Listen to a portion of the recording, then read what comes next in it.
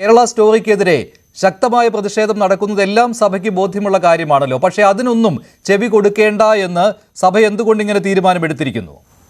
സഭയുടെ നിലപാട് വ്യക്തമാണ്. ഈ കേരള സ്റ്റോറി എന്ന സിനിമയെ പ്രൊമോട്ട് ചെയ്യുക എന്നുള്ളത് സഭയുടെ ഒരു ലക്ഷ്യമല്ല.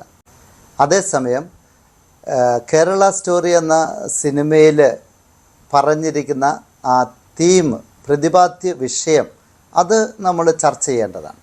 പിന്നല്ലാതെ പ്രണയ കുരുക്കുകളെക്കുറിച്ച്, പ്രണയ ചതിക്കുഴികളെക്കുറിച്ച് പഠിപ്പിച്ചപ്പോൾ ഈ സിനിമയെക്കുറിച്ചുള്ള ഒരു നിരൂപണം എഴുതാൻ ആവശ്യപ്പെട്ടിരുന്നു. ആ നിരൂപണം എഴുതാൻ ആവശ്യപ്പെട്ടതിൻ്റെ പശ്ചാത്തലത്തിലാണ് ചില പ്രത്യേക കോണുകളിൽ നിന്ന് ഇതൊരു വിവാദമാക്കുവാനുള്ള പരിശ്രമം ഉണ്ടായത്. തോന്നി അതങ്ങനെ വരൂ, അതങ്ങനെ സംഭവിക്കൂ.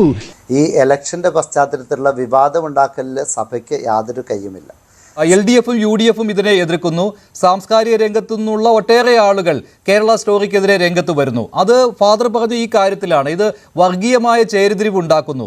ഈ ഒരു മതവിഭാഗത്തെ, മുസ്ലിം മതവിഭാഗത്തെ മോശക്കാരായി ചിത്രീകരിക്കുന്ന രീതിയിലുള്ള പ്രതിപാദ്യമാണ് കേരള സ്റ്റോറിക്കുള്ളത്. ഇന്ന് മുഖ്യമന്ത്രി പറഞ്ഞത് താങ്കൾ ശ്രദ്ധിച്ചു കാണുമല്ലോ. അതിൽ പറയുന്ന കാര്യങ്ങൾ കേരളത്തിൽ എവിടെയാണ് നടന്നിട്ടുള്ളത് എന്ന ചോദ്യം മുഖ്യമന്ത്രി ഉന്നയിക്കുകയാണ്. അപ്പോൾ സഭ ആ ചോദ്യം ശരിയല്ല എന്ന് തിരിച്ചു പറയുകയല്ലേ ചെയ്യുന്നത് ഫാദർ കവീൽ? മുഖ്യമന്ത്രിയുടെ അഭിപ്രായത്തോട് അദ്ദേഹം പറഞ്ഞത് പച്ചക്കള്ളമാണ് എന്ന് പറഞ്ഞാൽ പച്ചയാണോ ചുമലയാണോ കള്ളമെന്ന് എനിക്ക് അറിഞ്ഞുകൂടാ. പക്ഷെ ഒരു കാര്യം പറയാം, അദ്ദേഹത്തിൻ്റെ തന്നെ മന്ത്രിസഭയിൽ ഇത് പലതവണ അവതരിപ്പിക്കപ്പെട്ടിട്ടില്ലേ എന്നൊരു തിരിച്ചൊരു ചോദ്യമാണ് എനിക്ക് പറയാനുള്ളത്. ഞാനൊരു സത്യം പറഞ്ഞ് വിശ്വസിക്കൂ, എനിക്കത് ഓർമ്മയില്ല. ഈ വിവാഹം കഴിച്ച് ഈ മതത്തിൽ ആളെ കൂട്ടേണ്ട കാര്യമൊന്നുമില്ല. ഒരു മതത്തിലെ ആളുകൾ വിശ്വസിക്കുന്നുണ്ടെങ്കിൽ അത് സ്വതന്ത്രവും പരിപൂർണവുമായ സ്വാതന്ത്ര്യത്തോടെ ചെയ്യേണ്ട ഒരു കാര്യമാണ്. അതിനാരെയും പ്രലോഭനങ്ങൾ വീഴ്ത്തിയോ ചതികളിൽ പെടുത്തിയോ ഒന്നും ചെയ്യരുത്. അത് ആര് ചെയ്താലും തെറ്റാണ്. മുസ്ലിങ്ങളാണേലും ഹിന്ദുക്കളാണേലും ക്രിസ്ത്യാനികളാണേലും. ഈ കേരളത്തിൽ ഈ കേരള സ്റ്റോറി എന്നുള്ള പേരിനോട് എനിക്ക് അഭിപ്രായ വ്യത്യാസമുണ്ട്. കേരളത്തിലുള്ളവരെല്ലാം അങ്ങനെ ചെയ്യുന്നവരാണെന്ന് എനിക്ക് അഭിപ്രായമില്ല, അല്ലെങ്കിൽ സഭയ്ക്ക് അഭിപ്രായമില്ല. പക്ഷേ അതേസമയം കേരളത്തിൽ ഇത്തരം കാര്യങ്ങൾ അരങ്ങേറുന്നുണ്ടെന്നുള്ളതും ഒരു യാഥാർത്ഥ്യമാണ്. അനേകം മാതാപിതാക്കൾ കണ്ണീരോടെ ഞങ്ങളുടെയൊക്കെ അടുത്ത് വന്ന് പറയുമ്പോൾ ഞങ്ങൾക്കത് അഡ്രസ്സ് ചെയ്യാതിരിക്കാൻ സാധിക്കുകയില്ല. അത് ശരിയാ. പഠിച്ചത് ക്രിസ്ത്യൻ മാനേജ്മെന്റ് ഒരു സ്കൂളിലാണ്, സെയിന്റ് അലോഷ്യസ് ഹൈസ്കൂൾ കൊല്ലത്ത്. എന്നെ ഇന്ന മതത്തിൽപ്പെട്ട ആളാണ് അല്ലെ ഇന്ന ജാതിയിൽപ്പെട്ട ആളാണെന്ന് പറഞ്ഞിട്ട് ഒരു വിവേചനവും എന്റെ പഠനകാലത്ത് ഒരിക്കലും എനിക്ക് ഉണ്ടായിട്ടില്ല. വളരെ കരുണാമയന്മാരായ പാതിരിമാരായിരുന്നു. അന്യമത വിദ്വേഷം വാക്കിലോ പ്രവൃത്തിയിലോ രൂപത്തിലോ നടത്തയിലോ ഭാവത്തിലോ ഒന്നിലും അവർ പ്രകടിപ്പിക്കാത്ത ആളുകളായിരുന്നു. പക്ഷെ ഇപ്പോഴങ്ങനെയല്ല. തന്നെയാണ് അത് ആര് കാണിച്ചാലും അത് കാണിക്കാൻ കത്തോലിക്ക സഭയ്ക്ക് താങ്കൾ പറയുന്ന ഈ നിലപാടില്ല. ഫാദർ കവീൽ ഇവിടെ വ്യക്തമാക്കിയല്ലോ, ആ സിനിമയിലെ പ്രതിപാദ്യം എന്താണോ അതിനെക്കുറിച്ച് നല്ല ബോധ്യമുള്ളവരാണ് സഭാ നേതൃത്വത്തിലുള്ളത്. സഭാ നേതൃത്വത്തിൽ നിന്ന് ഒരു വിലക്കും ഈ സിനിമ കാണരുത് എന്ന് പറഞ്ഞുകൊണ്ട് വന്നിട്ടില്ല. അതിന് കാരണം ഞങ്ങൾ അനുഭവസ്ഥരാണ് എന്ന കാര്യമാണ് ഇവർ പറയുന്നത്. വേറെ എത്രയോ സിനിമകളുണ്ട്. അവർക്ക് പ്രണയത്തിന്റെ ചതികളെ കുറിച്ച് മനസ്സിലാക്കി കൊടുക്കണമെങ്കിൽ വേറെ എത്രയോ സിനിമകളുണ്ട്. Y Kerala story? എന്തിനാണ് അത് ചൂസ് ചെയ്തത്? അത് കോമൺ സെൻസ്. അതിന്റെ അകത്ത് കാര്യമില്ലെങ്കിൽ നിങ്ങൾ എന്തിനു ഭയപ്പെടുന്നു? പാതിരിമാരെ കേരളം ബഹുമാനിക്കുന്നത്. ആ ബഹുമാനം കൂടി ഇല്ലാതാക്കുന്ന പ്രവർത്തികളാണ് ഇത്തരത്തിലുള്ള പാതിരിമാർ ഈ സമൂഹത്തിൽ ചെയ്തുകൊണ്ടിരിക്കുന്നതെന്ന് പറയാൻ എനിക്ക് യാതൊരു മടിയില്ല. താങ്കൾക്ക് മടിയില്ലായിരിക്കും, അത് അംഗീകരിക്കാൻ ഞങ്ങൾക്ക് മനസ്സില്ല. കാരണം നിങ്ങളുടെ മഞ്ഞ കണ്ണാടിയിലൂടെ നോക്കുന്നതുകൊണ്ടാണ് അങ്ങനെ നിങ്ങൾ കാണുന്നത്. ഈ പറഞ്ഞ കേരള സ്റ്റോറി എന്ന് പറയുന്ന സിനിമ ഞങ്ങൾ ആരിറക്കിയതാണ്? കത്തോലിക്ക സഭ ഇറക്കിയതാണോ?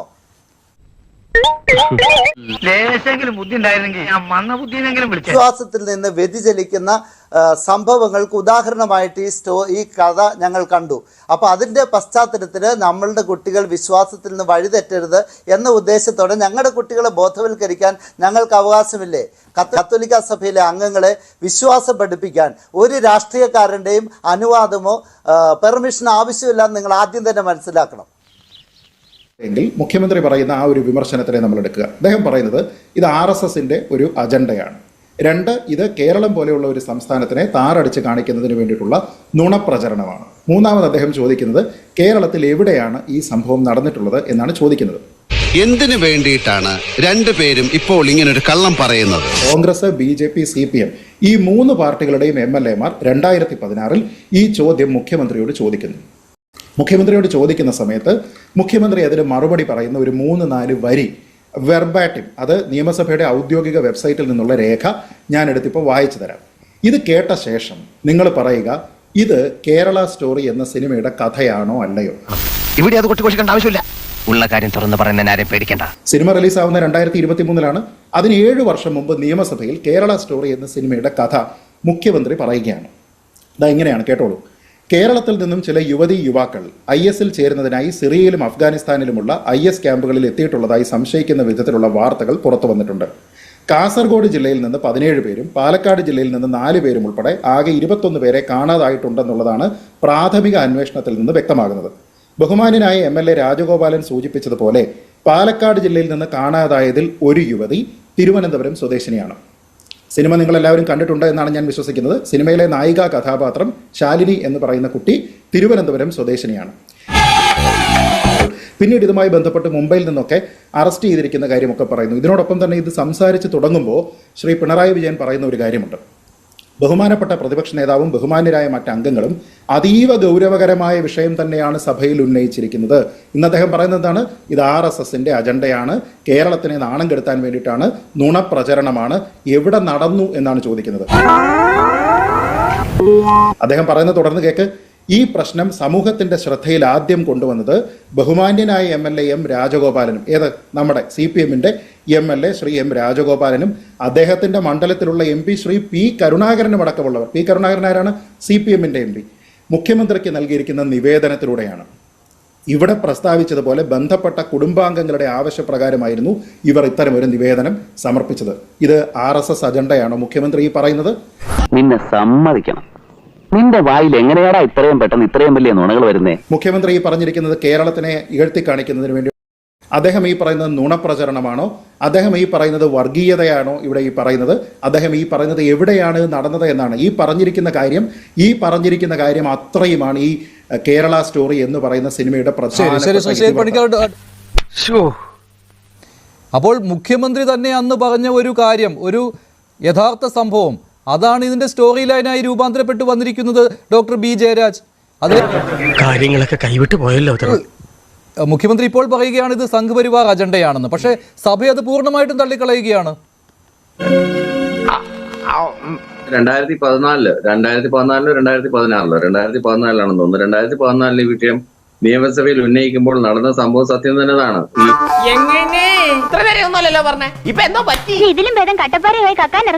കഴിഞ്ഞ എത്രയോ വർഷങ്ങൾക്ക് ശേഷമാണ് അതിനെ ബേസ് ചെയ്തിട്ടാണ് ഈ സ്റ്റോറി ഉണ്ടാക്കിയെന്നൊക്കെ പറയുന്നത് എക്സാഗറേഷൻ ആണ്.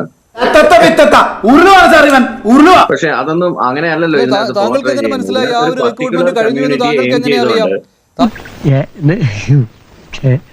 നിന്ന് പോയ കേസുണ്ട്.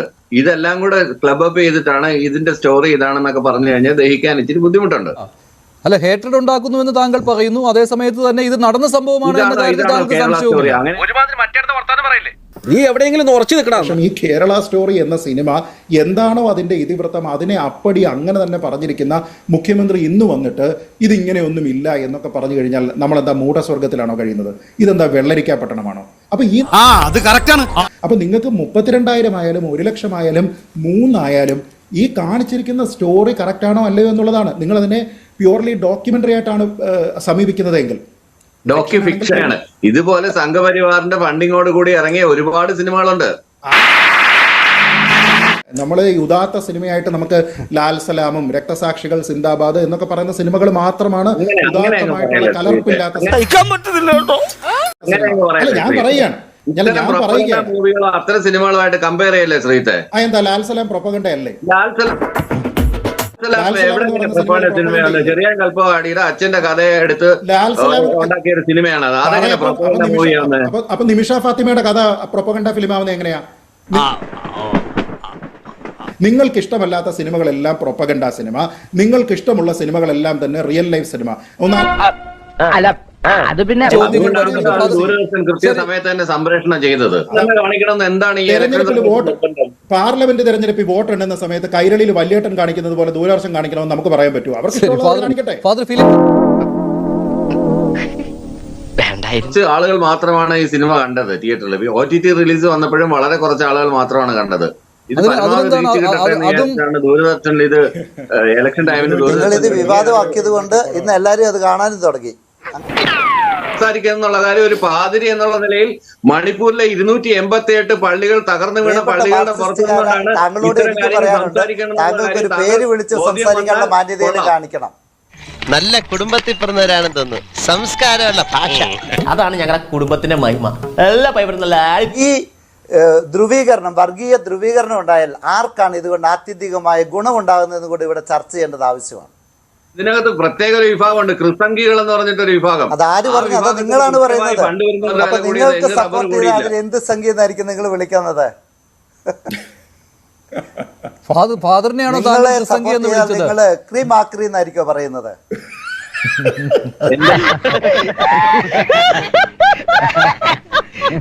എന്താണ്? അല്ല, അദ്ദേഹത്തോട് ചോദിക്കാനുള്ളത്, അപ്പോൾ മാർക്സിസ്റ്റുകാരെ ഞാൻ ഏതെങ്കിലും കാര്യത്തിൽ സപ്പോർട്ട് ചെയ്താൽ നിങ്ങൾ എന്നെ ക്രീമാക്രി എന്ന് വിളിക്കുമോ?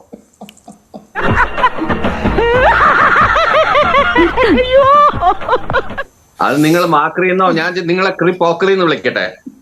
അപ്പൊ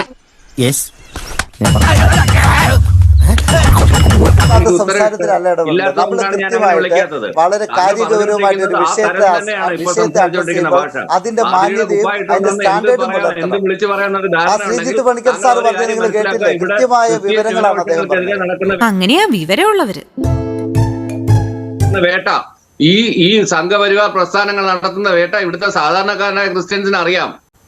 അതിനെയൊന്നും ഇത്തരം സിനിമകളൊന്നും കാണിച്ച് കണ്ണിലൊന്നും പൊടിയിടാനൊന്നും പറ്റില്ല. ഇവിടുത്തെ സാധാരണക്കാരായ ക്രിസ്ത്യാനികളുടെ തലയിൽ ആളുതാമസമുണ്ട്. നിങ്ങളത് പറഞ്ഞു തരേണ്ട ആവശ്യമില്ല. ഈ ഇരിപ്പിലങ്ങോട്ട് സമാധിയായാൽ മതി. ഞങ്ങൾക്ക് ബുദ്ധിബോധമുള്ളവരാണ്. ഞങ്ങളുടെ വിശ്വാസത്തെ സംരക്ഷിക്കാൻ ഞങ്ങൾക്കറിയാം. നിങ്ങൾ അതിനകത്ത് ജാമ്യം പിടിക്കേണ്ട ആവശ്യമില്ല. തല്ലരുത് അമ്മാവ ഞാൻ നന്നാവില്ല എന്ന് പറയുന്നവർ എന്ത് ചെയ്യാനാണ്? നമ്മൾ അവരെ അവരുടെ വഴിക്ക് വിടും. അല്ലാതെ അവിടെ കയറി നമ്മൾ ഇത് പ്രദർശിപ്പിക്കാൻ പാടില്ല എന്ന് പറഞ്ഞിട്ട് എന്ത് ബാലിശമായിട്ടുള്ള ഇതുപോലൊരു ആക്ഷേപം പുച്ചു ഞാൻ ജീവിതത്തിൽ കേട്ടിട്ടില്ല. ഇവന്റെ സ്ഥാനത്ത് ഞാനായിരുന്നെങ്കിലേ ആത്മഹത്യ തന്നെ 3 പ്രാവശ്യം. ഈ സിനിമ പ്രൊമോട്ട് ചെയ്യുക എന്നുള്ളത് സഭയുടെ ലക്ഷ്യമല്ല. പക്ഷേ ആ സിനിമ അവതരിപ്പിക്കുന്ന പ്രമേയം ശക്തമായിട്ട് ഈ സമൂഹത്തിൽ ചർച്ച ചെയ്യപ്പെടണമെന്ന് സഭ ആഗ്രഹിക്കുന്നു. അതാണ്. ഇനി തലശ്ശേരി അതിരൂപത, ഞാൻ എൻ്റെ അതിരൂപതയാണ്. ഈ അതിരൂപതയിൽ തന്നെ കഴിഞ്ഞ വർഷം 17ഓളം സമാനമായ കേസുകളെ കുറിച്ച് എനിക്കറിയാം. അതായത് ഇതൊരു പ്രധാന വിഷയം തന്നെയാണ്. അത് നമ്മൾ തമസ്കരിച്ചിട്ട് കാര്യമില്ല. ആ വിഷയം അഡ്രസ്സ് ചെയ്യപ്പെടണമെന്ന് തന്നെയാണ് സഭയുടെ നിലപാട്.